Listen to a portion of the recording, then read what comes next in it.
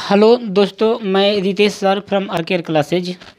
तो जैसा कि मैं आपको बताना चाहूँगा कि इसके पिछले वीडियो में हम लोगों ने डिटर्मिनेंट्स के चैप्टर को कंप्लीट किया था और आज हम लोग स्टार्ट कर रहे हैं मैट्रिक्स। और मैट्रिक्स में हम वो चैलेंजिंग क्वेश्चन और वो सिलेक्टेड क्वेश्चन लेंगे जो आपके आईआईटी में, आईआईटी जेईई एडवांस में डायरेक्ट इस बेसिस पर क्वेश्चन देखने को मिलेंगे। और ध्यान देना कि ये वीडियो उस बच्चों के लिए काफ़ी यूजफुल है जो मैट्रिक्स के कुछ बेसिक कॉन्सेप्ट को जानते हैं, ठीक है। अन्यथा ये जो क्वेश्चन है ना, आपको आईआईटी जेईई की यात्रा में काफ़ी तंग करेगा।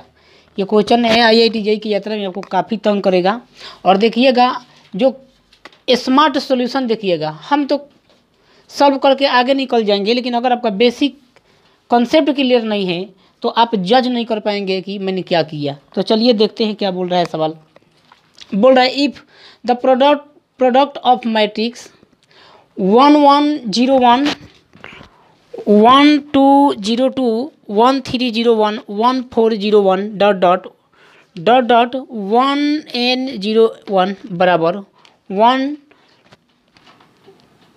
1 यहाँ पर आपका लगा दिया 210। तो n का मान क्या होगा? कौन करेगा सॉल्व? इसे जो करेगा सॉल्व उसे मोक्ष की प्राप्ति होगी। तो चलिए, आप मोक्ष लेना नहीं चाहते हैं तो चलिए हम सॉल्व करते हैं।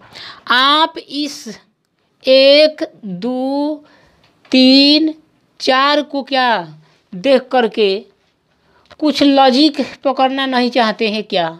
ये जो 3 टर्म है ना, ये 3 टर्म हमेशा कांस्टेंट वैल्यू दे रहा है, हमेशा कांस्टेंट वैल्यू दे रहा है। इसका मतलब कि ज़रूर झंझट की जो बात है इसी में तो है। चलिए क्या होता है, सपोज डैट मैं कुछ देर के लिए इसे ए मान लेता हूँ। क्या मान लेता हूँ? ए। अगर ए बराबर 1101 है और इसे मैं ए में ए से मल्टीप्लाई कर दूँ तो ए स्क्वायर बनता है। तो इधर इसको अगर मैं ए स्क्वायर कर दूँ तो 1101 इंटू 1101, आप इसे मल्टीप्लाई करके देखिएगा। ये जो मेरा वैल्यू देने वाला है, ए स्क्वायर देने वाला है, तो ये मेरा बन जाएगा 1201। हाँ, अगर मैं ए क्यू निकालना चाहूँ तो ये जो मेरा बन जाएगा 1301। और सिमिलरली अगर हम ए पे पावर 4 निकालना चाहें तो ये मेरा बन जाएगा 14 और 01। इसका मतलब मैं ये जानना चाहूँगा कि .n टर्म तक ये गया है। तो हम लोगों ने इसके लॉजिक को पकड़ लिया क्या हम लोगों ने इसके लॉजिक को पकड़ा? तो अगर ये वैल्यू ए है तो ये क्या है? ए स्क्वायर है। तो ये क्या है? ए क्यूब है। तो ये क्या है? ए पे पावर 4 है। ए दी पावर n है। समझा क्या मैं इसको जस्ट आप देखिए, अगर ये 2 है तो ए दी पावर 2 है, अगर ये 3 है तो ए दी पावर 3 है, अगर ये 4 है तो ए दी पावर 4 है। तो क्या इसको देख करके दिमाग में कुछ लॉजिक आता है? क्या मैं इसे ए दी पावर 210 लिख सकता हूँ? आप बोलेंगे जी। तो इसका क्या होगा? आधार सेम है तो ए इंटू 1 + 2 + 3 इसका जो बेस बन जाएगा हमारा n इंटू n + 1/2 बराबर ए दी पावर 210। और ये वैल्यू हमारा कैंसिल होता है। अगर हम n ए स्क्वायर प्लस n का मान निकालें तो ये 410 हो जाएगा। हम क्या n का मान भर दें जो 410 को सेटिस्फाइड कर ले? अगर हम 20 भर दें तो 20 का स्क्वायर प्लस n का मान 20 भरा, ये 420 हो जाएगा। n का मान मैंने 20 भरा और ये मेरा हो गया 420 सेटिस्फाइड। यानी जो सवाल का मेरा आंसर था ऑप्शन नंबर सी यानी 20 था। तो अब हम लोग लेंगे क्वेश्चन नंबर 2। और क्वेश्चन नंबर 2 काफ़ी शानदार, आपके जीवन से भी इम्पोर्टेंट, मतलब आपके जीवन में ये आईआईटी की यात्रा में ये जो क्वेश्चन है ना काफ़ी इम्पोर्टेंट है, काफ़ी इम्पोर्टेंट। देखते हैं इसको सॉल्व करने का क्या स्मार्ट सॉल्यूशन हो सकता है। और काफ़ी ओवर चैलेंजिंग क्वेश्चन है। तो मैं 11th और 12th में पढ़ने वाले बच्चे से निवेदन करूंगा कि जिस लोकल कोचिंग सेंटर में आप 11th और 12th की पढ़ाई कर रहे हैं, ज़रा इस क्वेश्चन को सॉल्व करके देखिए। आप हल्के फुल्के चीज़ों को पढ़कर खुश तो हो सकते हैं, लेकिन आप सुने होंगे मूर्छा लोहे को धीरे धीरे नष्ट कर देता है। तो ऐसे लोकल कोचिंग सेंटर वाले शिक्षक जो शिक्षा को एक व्यापार बनाकर बैठे हुए हैं, आपको मूर्छा की तरह खा रहे हैं, लेकिन आपको ये समझ में नहीं आता है कि मेरे साथ क्या हो रहा है। ज़रा इसको सॉल्व करके देखिए ना। तो चलिए देखते हैं क्या बोल रहा है। N n B n are square matrix of 3 order defined n बराबर a i j and b n बराबर b i j, a i j बराबर 2i plus j and b i j बराबर 3i माइनस जे बटा two the power 2n। If L बराबर limit n टेल to अनंत trace of matrix 3a1 plus 3a square a2 plus 3qa3 dot dot dot 3 the power n by into A N and m बराबर limit n टेल to अनंत trace of matrix 2b1 plus 2 square b2 plus 2q b2 dot dot to the power n bn। Then find the sum of factor of square of l plus m by 3। तो इसको हम लोग solve करते हैं, देखते हैं क्या बोल रहा है सवाल। अब मैं इसे कुछ पल के लिए मिटा दे रहा हूँ। मेरे सामने ऑप्शन है और ऑप्शन हम लोग पी करेंगे, तो मैं इसे मिटा दे रहा हूँ। अब देखिए, सबसे पहले हम लोग ध्यान देंगे क्या, l प्लस m बाई 3 का हमको इसका स्क्वायर फैक्टर निकालना है, सम ऑफ फैक्टर ऑफ स्क्वायर। तो मुझे एक बात बताओ, आप मुझे एक बात बताइए, अगर हमारा एन जो है ना, एन बराबर ए आई जे है, लेकिन मुझे चाहिए trace of matrix. Trace of, अगर सपोज डेट ये 3 × 3 ऑर्डर का है, मैं यहाँ पर A B C D E F G और एच ले रहा हूँ। तो मुझे आप बात बताइए दोस्तों एक, कि A11 A22 और A33 A33 ये जो है ना, ये हमारा हुआ the sum of diagonal of matrix is called trace of matrix. मतलब किसी आयु के विकर्णों का जो योगफल होता है वही ट्रेस ऑफ मैट्रिक्स होता है। तो हम लोग अगर इसमें ए एन बराबर ए आई जे में, जहाँ ए आई जे बराबर हमारा क्या दिया है, ए आई जे का वैल्यू हमने दिया है 2i plus J by 3 the power 2n। अगर हम A11 A22 और A33 निकाल लें तो काम ख़त्म। तो देखते हैं ये हमारा सवाल क्या बोल रहा है। अगर हम A11 निकाले, यानी A11 निकाले तो ए आई का मान 1 और जे का मान 1, इसमें पुट करिए तो 2 प्लस 1 3 बटा 2 दी पावर 2n हो गया। ये मेरा क्या हुआ, एन हुआ। मतलब ये मेरा A11 आया। अगर मैं इसी प्रकार से एन वैल्यू एन का ही चल रहा है, A22 निकाल दें तो क्या निकल कर आएगा, 2 दूनी के 4 2 6 6 बाई 2 दी पावर 2n आ जाएगा। 3 दी पावर 2n है, ओहो 3 दी पावर 2n, यहाँ से हम क्या लिख दिए 3 दी पावर 2n। दूसरी बात, अगर मैं A33 निकाल दूँ तो क्या निकल कर आएगा, 2 3 6 3 9, यानी 9 बाई 3 दी पावर 2n आ गया। तो आप समझ गए होंगे कि मुझे चाहिए क्या, सम ऑफ डायगोनल, यानी मैंने ट्रेस ऑफ एन। अगर मैं ट्रेस ऑफ एन निकाल दूं, ट्रेस ऑफ एन निकाल दूं, तो लघुत्तम इसका जो 3 दी पावर 2n, इसका जो एलसीएम हो जाएगा 3 दी पावर 2n ही हो जाएगा, ये मेरा 18 हो जाएगा। यानी 18 बटा 3 दी पावर 2n आ गया। इसको मैं मिटा दूं और अब देखते हैं एन, ये मेरा क्या है, एन है, क्या है मेरा, एन है, एन है। लेकिन एल क्या है मेरा, एल जो है मेरा ट्रेस ऑफ 3a1। अच्छा बात है, ये 18 बटा, मतलब मैं अगर 18 कॉमन ले लूँ 3a1 मतलब ये सम ऑफ मेरा डायगोनल है, यानी ट्रेस ऑफ मैट्रिक्स ए निकल गया। तो अगर मैं इस एल का वैल्यू देखूँ तो एल बराबर मेरा क्या होने वाला है, तो 18 इंटू 18 बटा एन का मान 1 जस्ट पुट करेंगे। एन का मान अगर मैं ट्रेस ऑफ मैट्रिक्स A1 निकाल दूँ, A1 तो मेरा क्या निकल कर आएगा, 18 बटा 3 पावर 2।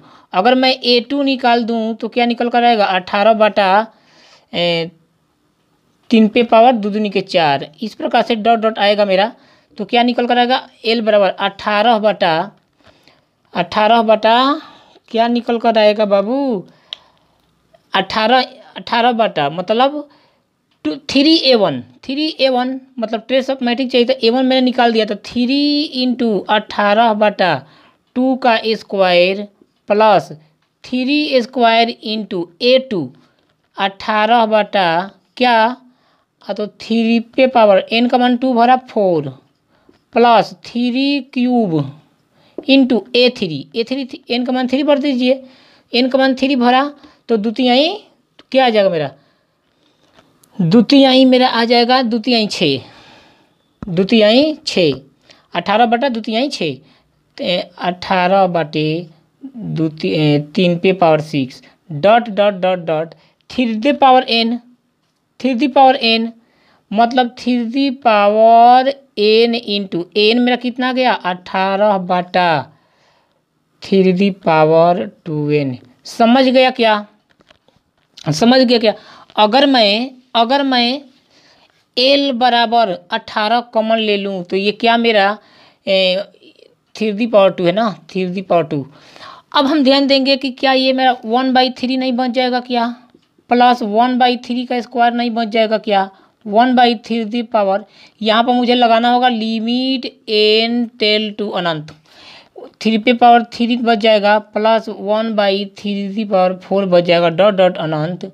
क्योंकि मुझे लिमिट n टेल टू अनंत निकालना है तो l का जो होगा 18 इंटू गुणोत्तर श्रेणी के अनंत पदों का योगफल a बटा 1 - r यानी 2/3 है ना।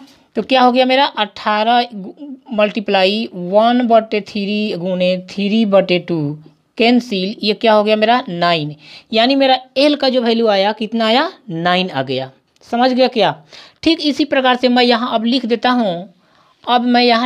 हूँ, इस कोने में कहीं चिपका देता हूँ कि l का जो मेरा फाइनल वैल्यू आया कितना आया 9 आया।